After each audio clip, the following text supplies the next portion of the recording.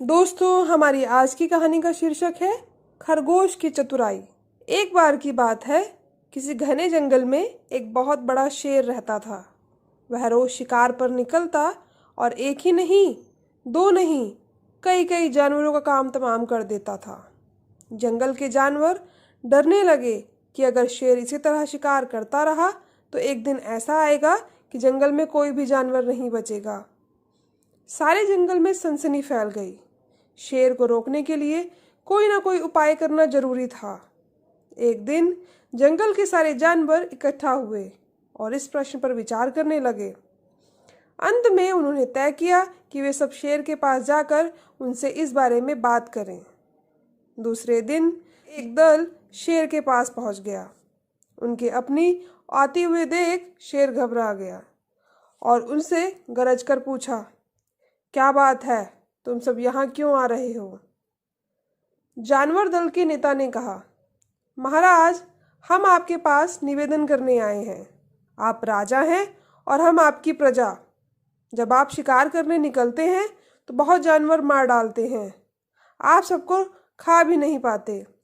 इस तरह हमारी संख्या कम होती जा रही है। अगर ऐसा ही होता रहा तो कुछ ही दिनों में जंगल में आपके सिवाय और कोई भी नहीं बचेगा। प्रजा के बिना राजा भी कैसे रह सकता है? यदि हम सब मर जाएंगे तो आप भी राजा नहीं रहेंगे। हम चाहते हैं कि आप सदा हमारे राजा बने रहें। आपसे हमारी विनती है कि आप अपने घर पर ही रहा करें। हर रोज स्वयं आपके खाने के लिए हम एक जानवर भेज दिया करेंगे। इस तरह से राजा और प्रजा दोनों ही चैन से रह सकेंगे। शेर को लगा कि जानवरों की बात में सच्चाई है। उसने पल भर सोचा और फिर बोला, अच्छी बात है, मैं तुम्हारे सुझाव को मान लेता हूँ, लेकिन याद रखना, अगर किसी भी दिन तुमने मेरे खाने के लिए पूरा भोजन नहीं भेजा तो मैं जितने जानवर चाहूँगा मार डालूंगा। जानवरों के पास तो और कोई चारा नहीं था, इसलिए उन्होंने शेर की शर्त मान ली और अपने अपने घर चले गए। उस दिन से हर रोज शेर के खाने के लिए एक जानवर भेजा जाने लगा। इसके लिए जंगल में रहने वाले सब जानवरों में से एक एक जानवर बारी बारी से चुना जाता था। कुछ दिन बाद खरगोशों की भी बारी आ गई थी। शेर के भोजन के लिए एक नन्हे से खरगोश को चुना गया। वह खरगोश जितना छोटा था उतना ही चतुर भी था। उसने सोचा, बेकार में शेर के हाथों मरना मूर्खता है और अपनी जान बचाने के लिए कोई ना कोई उपाय अवश्य करना चाहिए और हो सके तो ऐसी तरकीब ढूंढनी चाहिए जिससे सभी को इस मुसीबत से हमेशा के लिए छुटकारा मिल जाए। आखिर उसने एक तरकीब सोच ही निकाली। खरगोश धीरे धीरे आराम से शेर के घर की ओर चल पड़ा।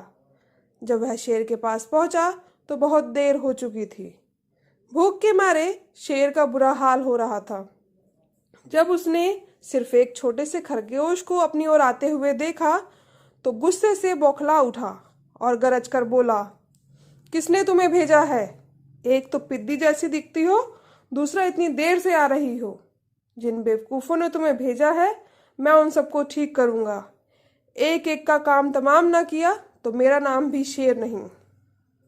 नन्हे खरगोश ने आदर से जमीन पर झुककर कहा, महाराज, अगर आप कृपा करके मेरी बात सुने तो मुझे या और जानवरों को दोष नहीं देंगे। वे तो जानते थे कि एक छोटा सा खरगोश आपके भोजन के लिए पूरा नहीं पड़ेगा, इसलिए उन्होंने 6 खरगोश भेजे थे, लेकिन रास्ते में हमें एक और शेर मिल गया। उसने 5 खरगोशों को मार कर खा लिया। वे तो जानते थे कि एक छोटा सा खरगोश आपके भोजन के लिए पूरा नहीं पड़ेगा, इसलिए उन्होंने 6 खरगोश भेजे थे, लेकिन रास्ते में हमें एक और शेर मिल गया। उसने 5 खरगोशों को मारकर खा लिया। यह सुनते ही शेर दहाड़ कर बोला, क्या कहा? दूसरा शेर? कौन है वह? तुमने उसे कहाँ देखा? महाराज, वह तो बहुत ही बड़ा शेर है, खरगोश ने कहा। वह जमीन के अंदर बनी एक बड़ी गुफा से निकला था। वह तो मुझे ही मारना चाहता था, पर मैंने उससे कहा, सरकार, आपको पता नहीं है आपने क्या अंधेर कर दिया है। हम सब अपने महाराज के भोजन के लिए जा रहे थे, लेकिन आपने उनका सारा खाना ही खा लिया। हमारे महाराज ऐसी बातें सहन नहीं करेंगे। वे जरूर ही यहाँ आकर आपको मार डालेंगे। इस पर उसने पूछा, कौन है तुम्हारा राजा? मैंने जवाब दिया, हमारा राजा जंगल का सबसे बड़ा शेर है।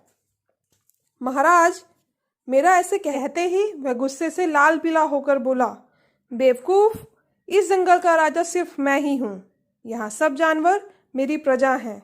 मैं उनके साथ जैसा चाहूँ वैसा कर सकता हूँ। जिस मूर्ख को तुम अपना राजा कहते हो, उस चोर को मेरे सामने हाजिर करो। मैं उसे बताऊंगा कि असली राजा कौन है। महाराज, इतना कहकर उस शेर ने आपको लिवाने के लिए मुझे यहाँ भेज दिया। खरगोश की बात सुनकर शेर को बड़ा गुस्सा आया और वह बार बार गरजने लगा। उसकी भयानक गरज से सारा जंगल दहलने लगा। मुझे फौरन उस मूर्ख का पता बताओ, शेर ने दहाड़ कर कहा। जब तक मैं उसे जान से न मार दूंगा, मुझे चैन नहीं मिलेगा। बहुत अच्छा महाराज, खरगोश ने कहा, मौत ही उस दुष्ट की सजा है। अगर मैं और बड़ा और मजबूत होता तो मैं खुद ही उसके टुकड़े टुकड़े कर देता। चलो, रास्ता दिखाओ, शेर ने कहा। फौरन बताओ किधर चलना है। इधर आइए महाराज, इधर। खरगोश रास्ता दिखाते हुए शेर को एक कुएं के पास ले गया और बोला, महाराज, वह दुष्ट शेर जमीन के नीचे किले में रहता है। जरा सावधान रहिएगा, किले में छुपा दुश्मन खतरनाक होता है। मैं उससे निपट लूंगा, शेर ने कहा। तुम यह बताओ कि वह है कहाँ? पहले जब मैंने उसे देखा था तब तो वह यहीं बाहर खड़ा था। लगता है आपको आता देखकर वह किले में घुस गया है। आइए मैं आपको दिखाता हूँ। खरगोश ने कुएं के नजदीक आकर शेर को अंदर से झांकने के लिए कहा। शेर ने कुएं के अंदर झांका तो उसे कुएं में पानी में अपनी परछाई दिखाई दी। परछाई को देखकर शेर जोर से दहाड़ा। कुएं के अंदर से आती हुई अपनी ही दहाड़ने की आवाज सुनकर उसने समझा कि दूसरा शेर भी दहाड़ रहा है।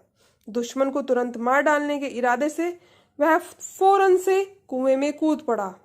कूदते ही पहले तो वह कुएं की दीवार से टकराया, फिर धड़ाम से पानी में गिर गया और डूबकर मर गया। इस तरह चतुराई से शेर से छुट्टी पाकर नन्हा खरगोश घर लौटा। उसने जंगल के जानवरों को शेर के मारे जाने की कहानी सुनाई।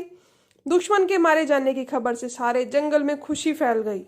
जंगल के सभी जानवर खरगोश की जय जयकार करने लगे। दोस्तों, हमें भी इस कहानी से यही सीख मिलती है कि चाहे कोई इंसान या प्राणी छोटा हो या बड़ा, उसको नज़रअंदाज नहीं करना चाहिए। उसके दिमाग की चतुराई हमें किसी भी मुसीबत से निकाल सकती है।